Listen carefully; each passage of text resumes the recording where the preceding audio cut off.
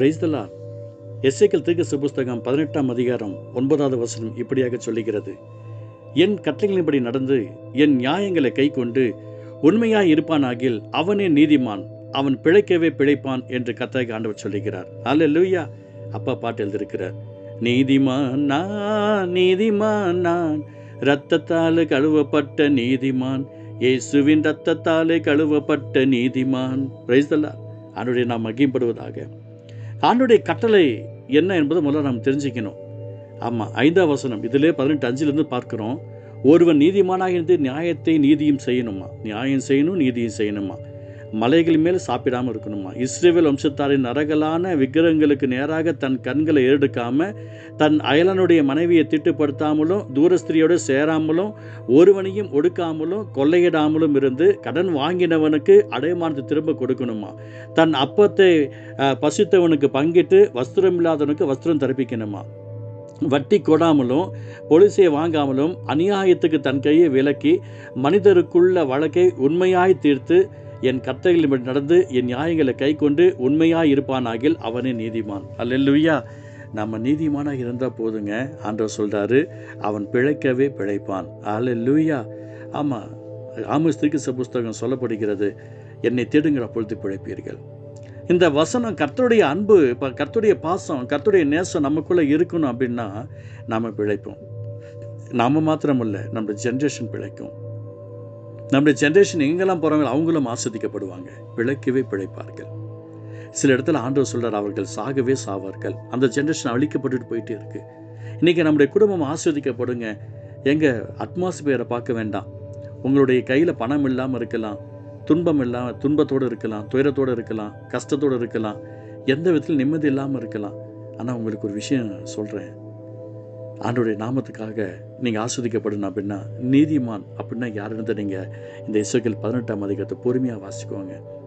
நம்ம எல்லாத்துலேயுமே சரியாக இருக்கிறோம், ஏதோ ஒன்றுத்தில் கைவிட்டுறோம்ல, அதையும் சரிப்படுத்திக்குவோம். நம்ம பிழைக்கவே பிழைப்போம், நம்ம ஆஸ்வதிக்கப்படுவோம். இந்த இடத்துல அழகாக வசனம் சொல்லிக்கிறது, நம்ம யார்கிட்டையும் தேட வேண்டாம், நம்முடைய ஆசிரியங்கள் நமக்கு போதும். ஏன்னா ஆண்டவர் சொல்கிறாரு 4ஆம் வசனத்தில், எல்லா ஆத்துமாக்களும் என்னுடையவைகள், தகப்பனின் ஆத்மா எப்படியோ அப்படியே மகனின் ஆத்மாவும் என்னுடையதாகுது. பாவம் செய்கிற ஆத்மாவே சாகுன்னு சொல்கிறார். யார் பாவம் செய்கிறாரோ அந்த ஆத்மா தான் சாகும். அதனால் உங்களுக்கு இயேசுவின் நாமத்தில் சொல்கிறேன், பிழைக்கவே பிழைப்பீர்கள், நீங்கள் பிழைக்கவே பிழைப்பீர்கள். கர்த்தர் சொல்கிறார், உங்களுடைய ஆசீர்வாதம் உங்கள்கிட்ட இருக்குது, உங்கள் கிருபை உங்கள்கிட்ட இருக்குது, உங்கள் அன்பு உங்கள்கிட்ட இருக்குது, அது யாராலே மாற்ற முடியாது. நம்புறீங்க தானே? ஏசு அப்படி ஆசீர்வாதத்துக்காக நான் உங்களுக்கு சொல்கிறேன், பிழைப்பு உங்களுக்கு அற்புதமாய் மாற பண்ணுவார், பிழைப்பு அதிசயமாக மாற பண்ணுவார், பிழைப்பு பெரிய காரியங்களை உண்டாக்கும். உலகத்தில் சொல்லுவாங்க, வாயுள்ள பிள்ளையே பிழைக்கும் அப்படின்னு. இந்த வசனத்தெல்லாம் திங்க் பண்ணி பாருங்கள். நமக்குள்ளே வாய் இருக்குது தானே, நம்முடைய வாயில் அவருடைய வார்த்தையை போட்டிருக்காரு தானே, நம்முடைய வாயில் அவருடைய அக்கினி எரிகிறது தானே, நம்ம மேலே அந்த வல்லமை எரிகிறது தானே, அந்த கிருபை உண்டாக்க தானே. சும்மாவா சொன்னாங்க?